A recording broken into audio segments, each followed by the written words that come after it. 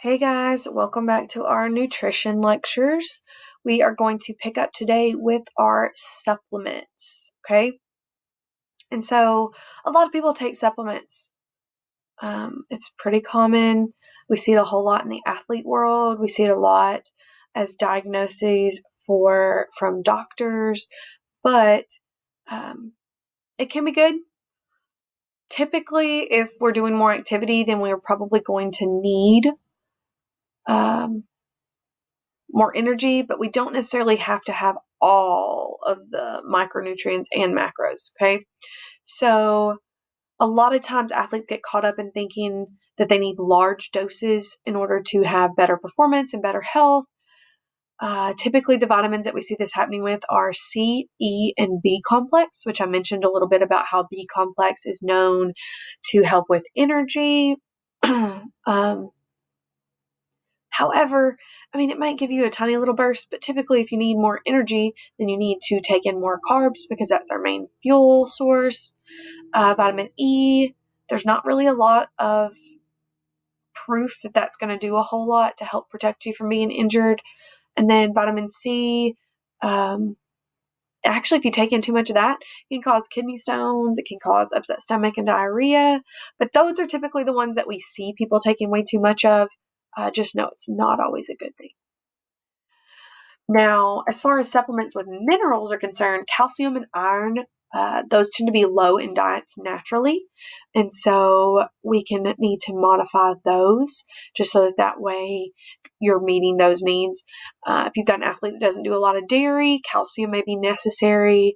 Iron may be necessary if you're on the vegan side of things, even vegetarian, just depending on if they're getting enough of that in. Calcium is the most abundant mineral in our body.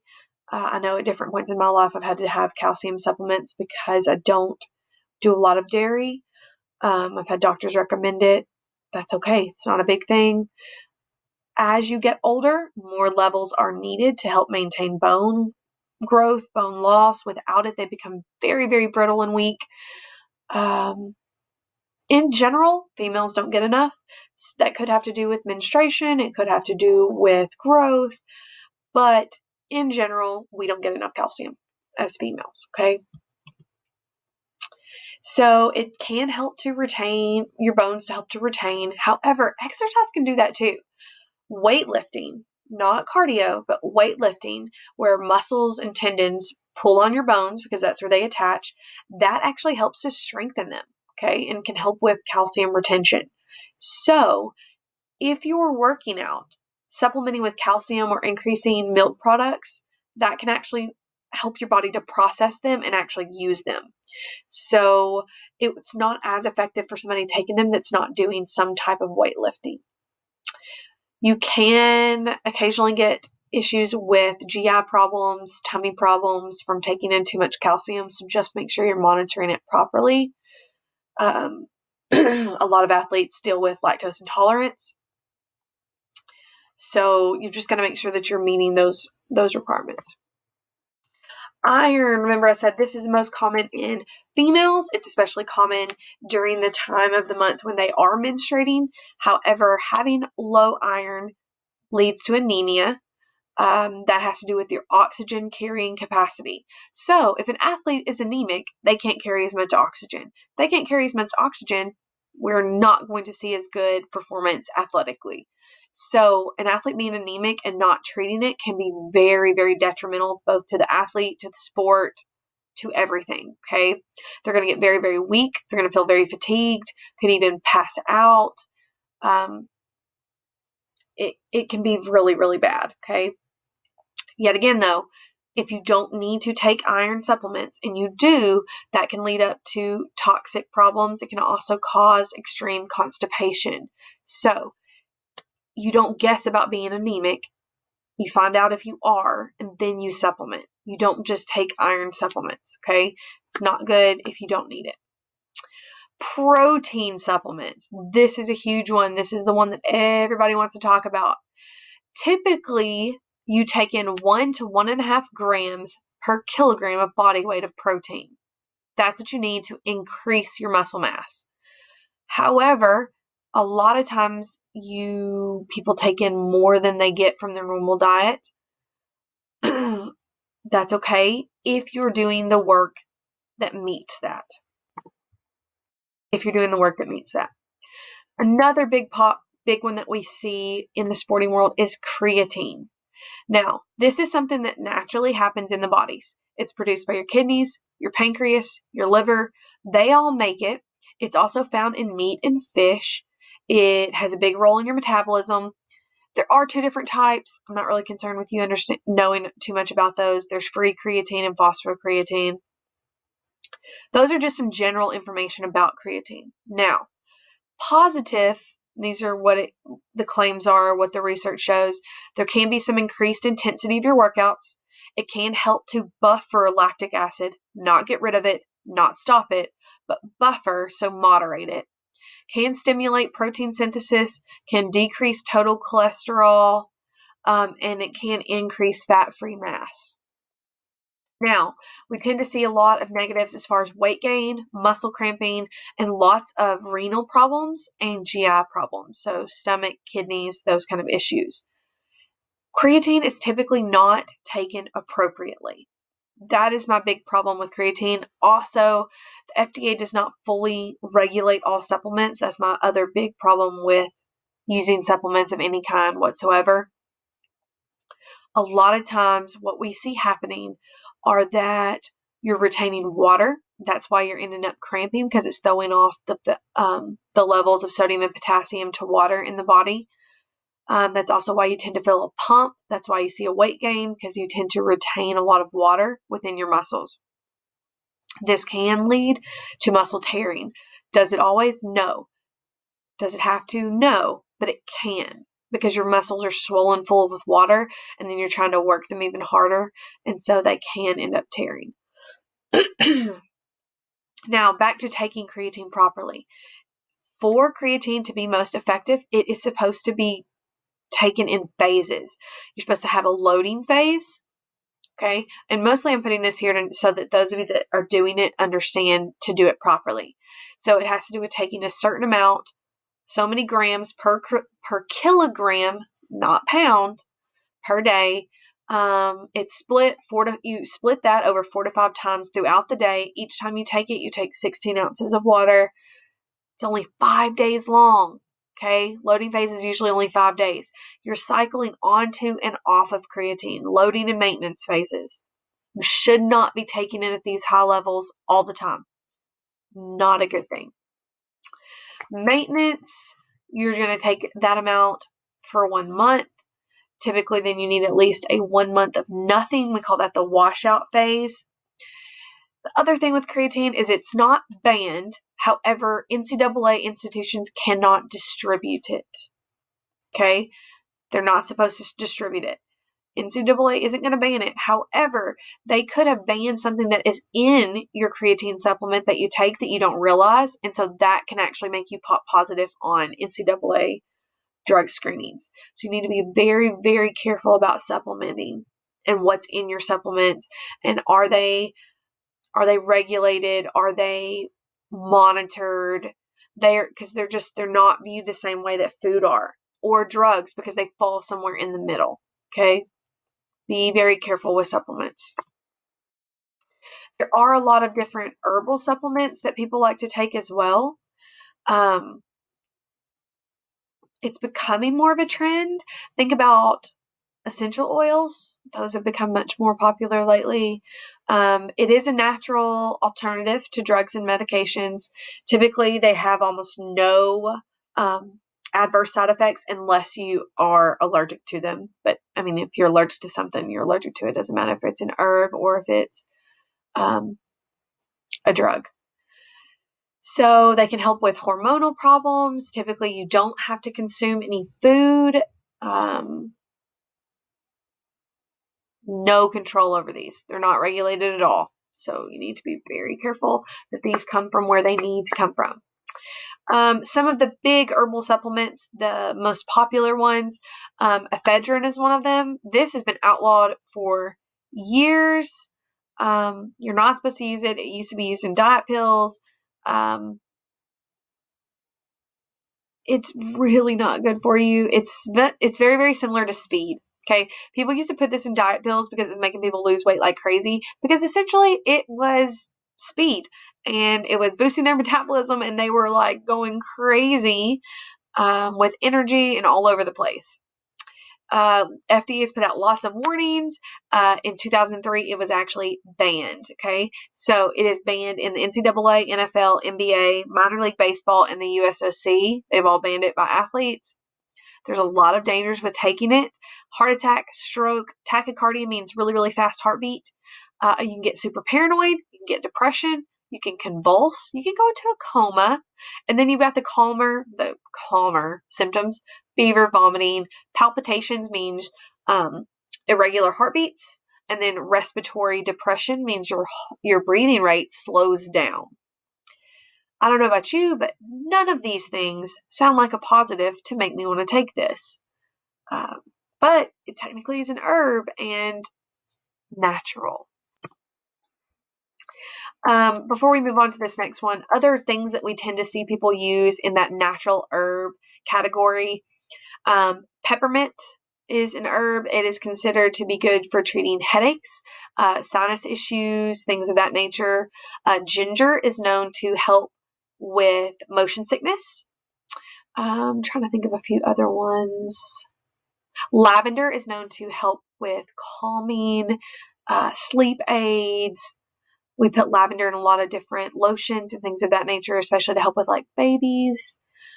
Eucalyptus, that's something that's in like Vicks rubs and things like that. It's really good for the sinuses.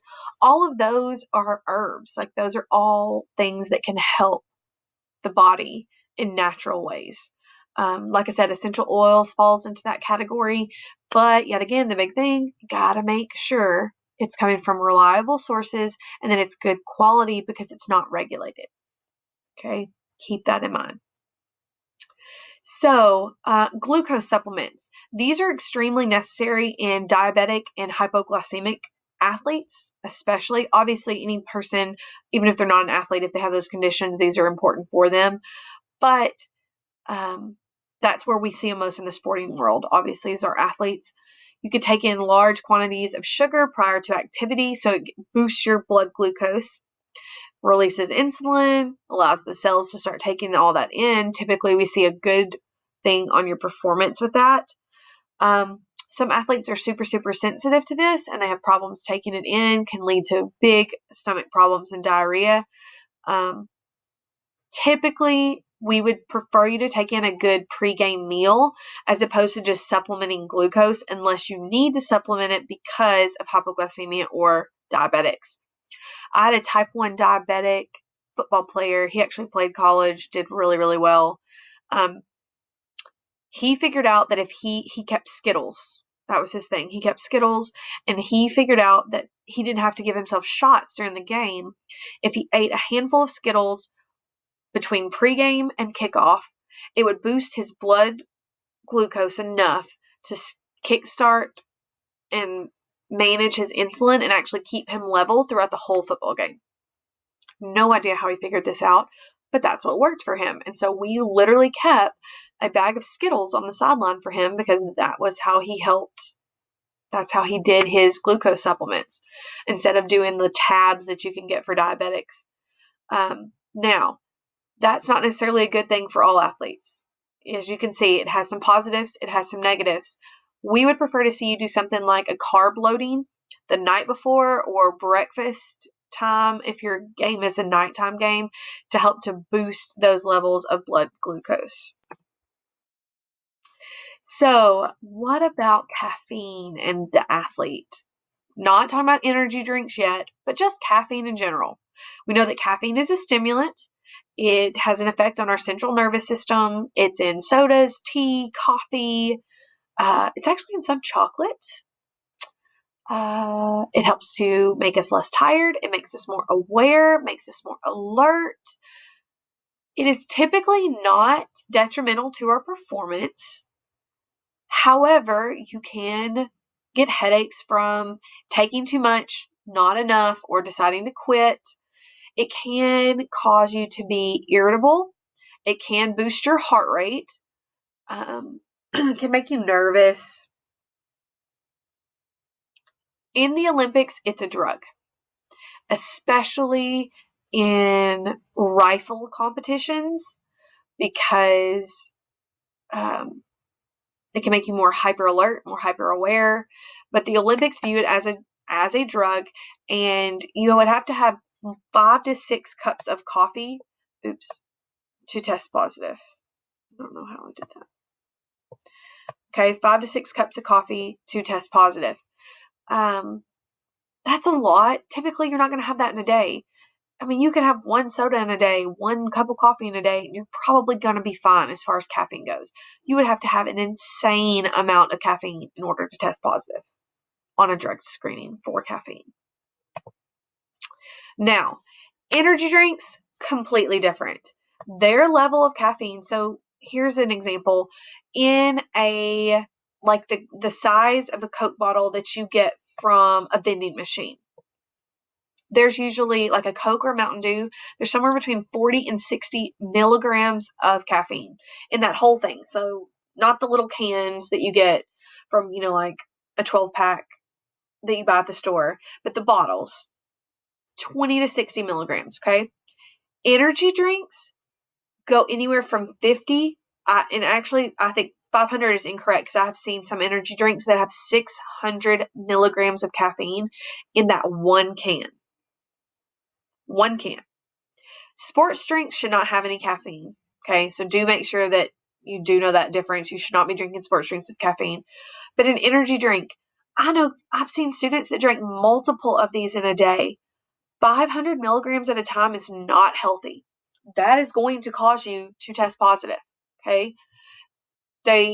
People want to take them because they show them as being performance enhancing. They basically are stimulants. It's pretty much drug effects, okay? There's all kinds of stuff in them. You hear stories of people having heart attacks, people almost overdosing on energy drinks. You've got to be careful, especially because nowadays people want to combine those caffeinated energy drinks with alcohol. Caffeine is a stimulant, alcohol is a depressant. It literally puts the body into a spiral of not knowing what to do and how to process what has been taken in. Don't do it. It's just bad. Honestly, energy drinks in general, don't do it. It's not worth putting your body through that kind of stress drinking 500, 600 milligrams of caffeine at a time. It's not a good idea. And then alcohol, obviously, you guys' age, alcohol should not be an issue. We shouldn't be dealing with this. I'm going to sit here and pretend that we're not. It is pretty prevalent in college athletes and pro athletes. It doesn't do anything for you. It doesn't provide calories for your body, doesn't provide energy. There's no nutritional value. It depresses the central nervous system. So you are less alert, you're less aware, your hand-eye coordination is decreased, your reaction time is decreased, and it increases how much you need to go to the bathroom. So that's called a diuretic effect. It makes you have to go to the bathroom more. Therefore, if you're taking it before, during, or after physical activity, it's just a big no-no. You're not going to perform as well. You're going to struggle. I had an athlete once that we caught drunk at practice. I mean, terribly drunk. Thought he could make it through football practice without anybody knowing. It was terrible. He ended up passing out. We had to call his mom. They had to take him into the hospital to get IVs because he was so dehydrated from all the alcohol he'd taken in. It was a terrible, terrible situation. Not good. Not good in the athletic population. We shouldn't be dealing with it with you guys at all, period, either. And then we'll go ahead and stop here. We'll start back in with our organic, natural, and health foods on our next class time.